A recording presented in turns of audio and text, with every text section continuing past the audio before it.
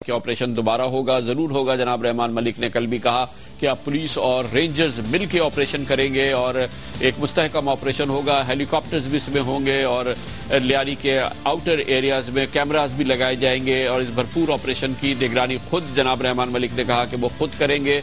लेकिन उससे पहले ये तमाम तैयारी हो और कैसे मुमकिन होगा कि 8 दिन के बाद जब जो जगहें छोड़ी गई हैं अब उन पर मुसल्लह जत्थे वापस आ चुके हैं, क्या मुमकिन होगा कि रेंजर्स एक कुव्वत के साथ, पुलिस की कुव्वत के साथ मिलकर ऑपरेशन करे और इस इलाके को इन लोगों से आज़ाद करा पाए। जाहिर है कि एक इंतहाई मुश्किल काम होगा। 8 दिन तक जो पुलिस का ऑपरेशन चला उसकी क़यादत की CID पुलिस के SSP चौधरी असलम खान ने, जो कि इस वक्त हमारे साथ मौजूद हैं। चौधरी साहब, ये बताइएगा कि ये 7 दिन 8 दिन ऑपरेशन तो चला है, लेकिन मजबूरी तौर पर तो ये लगता है कि इस वक्त वहां पे मुसल्लह जत्थे कब्जा कर चुके हैं। 7 दिन बाद पुलिस को वहां से निकलना पड़ा है, ये क्या हुआ है?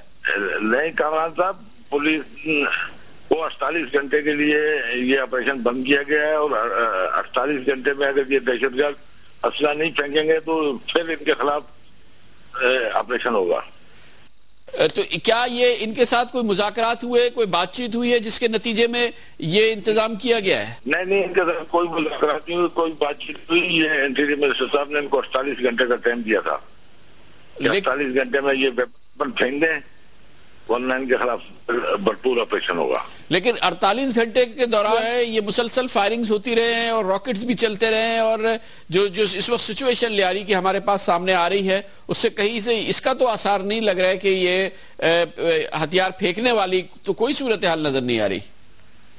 सर, अगर ये हथियार नहीं फेंकेंगे तो इनके खिलाफ भरपूर ऑपरेशन होगा और इसकी इनको भारी कीमत अदा करनी होगी। ये जो बेगुनाह लोगों पे ग्रेनेड फेंक रहे हैं, ये कर रहे हैं।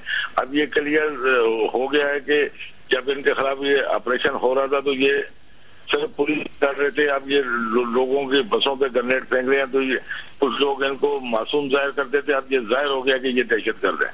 अच्छा, ये फरमाइएगा कि जब आपने ये ऑपरेशन शुरू किया था आज से 9 दिन पहले, आप लोगों को अंदाजा नहीं था कि इस किस्म की मज़ाहमत का सामना करना पड़ेगा? क्योंकि किसी वक्त भी ऐसा नहीं लग रहा था कि पुलिस इन पर काबू पाने में कामयाब हुई है। कुछ इलाकों में 6-7 गलियों को छोड़ के पूरे लियारी में मुकम्मल तौर पे इनका कंट्रोल नजर आता था और जिस किस्म की जंग इन लोगों ने लड़ी है, आपके ख्याल से ये जो आपका अंदाजा था उससे कहीं ज्यादा सख्त मुजाहिमत सामने आई? अंदाजा ये नहीं था कि इनके पास TTP के लोग होंगे और BLA के लोग होंगे और वो पुलिस पे रॉकेट लॉन्चर, मिनी ग्रेनेड और एंटी एयरक्राफ्ट गनों से और हैवानों से और ग्रेनेडों से पुलिस पे हमले करेंगे। और फिर भी पुलिस के बहादुर सिपाहियों ने इन ग्रेनेडों का, इन एंटी एयरक्राफ्ट गनों का, रॉकेट लॉन्चरों का मुकाबला किया क्रशनों से। उसका नतीजा क्या निकला? मतलब ये 9 दिन के ऑपरेशन का फायदा क्या हुआ? सर, 9 दिन के ऑपरेशन में इनके 40 से ज्यादा लोग पकड़े गए। 2 इनके मेन हेड मनी वाले लोग पकड़े गए, जिसपे एक पे 20 लाख हेड मनी थी, एक पे 5 लाख हेड मनी थी। 50 के करीब कलेक्शन को और 50-60 हैंड ग्रेनेड पकड़े गए, रॉकेट लॉन्चर पकड़े गए और इनको ठीक ठाक इनके कई लोग जो एम थे वो मारे गए। लेकिन इस वक्त जो सूरत हाल नजर आ रही है और पूरे 9 दिन के दौरान नजर आई, तो लग नहीं रहा था कि पुलिस किसी भी सूरत में इसको मुकम्मल तौर पे कामयाब करा सकती थी या लियारी को खाली करा सकती। कभी भी इसके करीब भी नहीं पुलिस पहुंची। इसका मतलब ये कि जो जिसके खिलाफ ऑपरेशन किया जा रहा था उनकी जो कुव्वत थी, कम अज कम असले की कुव्वत, वो कहीं ज्यादा थी पुलिस से। नहीं सर, ये इनके 30-40 लोग पकड़े गए, इनका बड़े पैमाने पे वेपन पकड़ा गया, इनके लड़के मारे गए।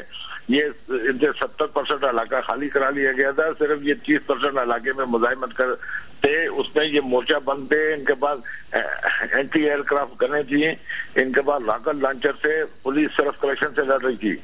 और ये इसमें इस किस्म के ऑपरेशनों में टाइम लगता है। ये 8 दिन तो कुछ भी नहीं है। आप देखें 9/11 को देखें, आज तक चल रहा है, आज तक वो काबू नहीं पा सके, हालांकि वो 45 मुल्क हैं। आप ये बताइएगा कि अब 2 दिन बाद क्या होगा? 2 दिन बाद क्या रेंजर्स पुलिस के साथ मिलकर लड़ेगी? और आप ये बताइएगा अगर रेंजर्स आपके साथ होती तो आप पुलिस बेहतर तरीके से इस सूरत हाल पे काबू पा सकती थी? जी बिल्कुल। अभी 48 घंटे के बाद रेंजर और पुलिस मिलकर लड़ेंगे और अगर ये हथियार नहीं फेंकेंगे तो इंशाल्लाह कोई इतना बड़ा मसला नहीं होगा। बहुत से बहुत और टारगेटेड ऑपरेशन भी हम करेंगे इंफॉर्मेशन की बेस पे, और जल्दी इनको पकड़ लेंगे। बहुत बहुत शुक्रिया चौधरी असलम खान हमारे साथ थे। लियारी में जो कुछ होगा उसके असरात पूरे कराची में बल्कि पूरे मुल्क में नुमायां होंगे।